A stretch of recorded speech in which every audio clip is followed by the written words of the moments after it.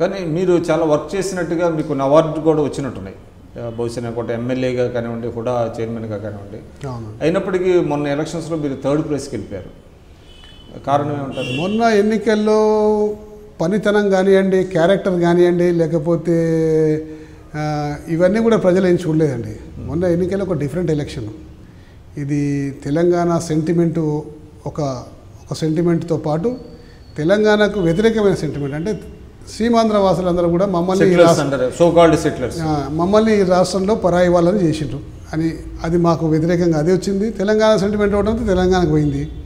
తెలంగాణ ఇచ్చినందుకు సీమాంధ్ర వాసులు మా మీద ఆగ్రహంగా ఉండే. అంటే ఎస్పెషల్లీ మీ ఎల్బీ నగర్ నియోజకవర్గం, ఎల్బీ నగర్ ఒకటే కాదండి, హైదరాబాద్ చుట్టుపక్కల జిహెచ్ఎంసీ పరిధిలో ఉన్న అన్ని సీట్లు ఓడిపోయినాం. ఇది ఓడిపోతాం కారణం ఈ 3 కారణాలండి. ఒకటి సీమాంధ్ర వాసుల సెటిలర్స్ ప్రభావం అనుకోండి, లేకపోతే తెలంగాణ సెంటిమెంట్ అనుకోండి. మూడోది మోడీ ప్రభావం కూడా ఆ రోజుల్లో ఉండే. కాబట్టి హైదరాబాద్లో జిహెచ్ఎంసీలో ఒక్క సీటు కూడా గెలవలేదు.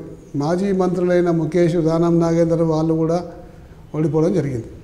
సో మీరు ముందే ఊహించారా ఇట్లాంటి ఫలితం వస్తుందని? మీకు నేనైతే ముందే ఊహించానండి ఇటువంటి ఫలితం వస్తుందని. ఇక అయినా కానీ పార్టీ కోసం పోరాడాలి కాబట్టి పోరాడినాం. కానీ అక్కడ కొంతమంది తెలుగుదేశంలో అంటే ఆర్ కృష్ణయ్య గారిని తీసుకొచ్చి పెట్టారు. సరే, ఆయన అనూహ్యంగా ఆయన విజయం సాధించడం అంటే సెటిలర్స్ వల్లనే ఆయన విజయం సాధించారంటారు.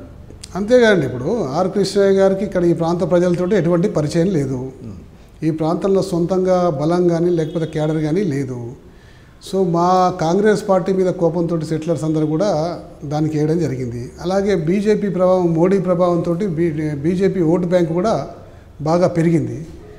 ఇది 2 కలిసినాయి కాబట్టి పార్టీ గెలిచింది. అట్లా కృష్ణయ్య గారు గెలిచారు. ఎలా ఉంది ఆయన పనితీరు ఇక్కడ ఈ నియోజకవర్గం? మీరు మాజీ శాసనసభ్యులు ఎల్బీ నగర్కి, నేను ఒక పార్టీకి సంబంధించిన వ్యక్తి కాబట్టి నేను చెప్పే కన్నా ప్రజలు చెప్తే బాగుంటుంది. ప్రజలను అడిగితే మీకు ఇంకా స్పష్టమైన సమాధానం వస్తుంది. నేనంటే ఇక ప్రతిపక్షంలో ఉన్నా కాబట్టి విమర్శించే అవకాశం ఉంది, విమర్శిస్తారని చెప్పేసి అంటారు. కాబట్టి ప్రజలను అడిగితే తెలిస్తే బాగుంటుంది, ప్రజలే చెప్తారు. అసలు కృష్ణయ్య గారు నియోజకవర్గానికి రావటం లేదు అనేటువంటిది కూడా కొంతమంది అంటున్నారు. అదే ఇక ప్రజలు అడిగితే మీరు వస్తుందా రావడం లేదా అంటే ఎప్పుడు వస్తుండ్రు ఎప్పుడు రావడం లేని సంగతి వాళ్ళే స్పష్టంగా చెప్తారు. సో ఇప్పుడు మీరు ఎవ్రీడే ఏదో కార్యక్రమం మీరు అన్నట్టుగా రంగారెడ్డి కానివ్వండి, లేకపోతే మీ నియోజకవర్గం కానివ్వండి, చాలా ప్రోగ్రామ్స్ తీసుకుంటారు. ఎలా ఉంది ఇప్పుడు? ఏమైనా స్పందన ఏమైనా మారిందా ప్రజల్లో? అంటే ముఖ్యంగా స్పందన మారడం కోసం అండి, ప్రజలకు ఏదైనా చేయాలని ఒక ముఖ్యమైన మాకు ఒక తపన.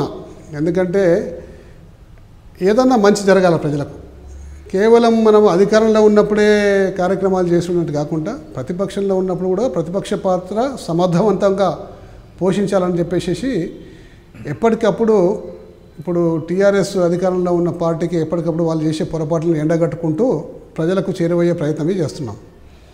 ప్రజల్లో తప్పనిసరిగా మార్పు వస్తుంది. ఎందుకంటే ప్రజలకు అన్నీ చూస్తున్నారు కాబట్టి, మంచి చెడులు అన్నీ చూస్తున్నారు. కాంగ్రెస్ పార్టీ గతంలో ఏం చేసింది, టీఆర్ఎస్ పార్టీ ప్రస్తుతం ఏం చేస్తుంది, ఈ రెండింటిని అంచనా వేసే శక్తి ఒక తెలివి ప్రజలకు ఉంది. ఖచ్చితంగా వాళ్ళ నిర్ణయానికి వస్తారు రాబోయే రోజు. ప్రజల విఘ్నత మీద మీరు ఎక్కువ బ్యాంక్ అయ్యన్నట్టుగా కనపడుతుంది. అంతేగాని అన్ని రాజకీయ పార్టీలు అదే కండి.